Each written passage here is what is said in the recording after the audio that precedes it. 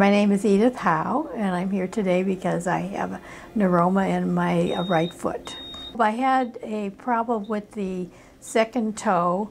He operated on that last year, and after that it was great, but then I developed a neuroma in the bottom of the foot, and now he's treating it with laser. Well, Dr. Barenter usually prescribes treatment for the laser where patients will come in at least twice a week for at least 6 to 10 treatments. I started coming to him last year for the problem with the toe. Previously to that, he had examined my feet, I think, a couple of times because of arthritis in the toes and the joints. But I really didn't need him until last year, really, because of that one toe.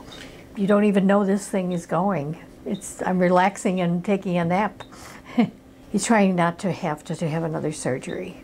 Foot feels better. I still feel a little bit of the nerve, but it's nothing like it was. There's really no pain when I'm walking, not anymore anyway. What started it is I do competition dancing, and when I was at a competition last February, I believe it was, that's when I started to feel the pain and I could hardly walk on it. I've been doing that for about 6 or 7 years now, and we go to different venues and compete in ballroom dancing, smooth dancing, and rhythm dancing.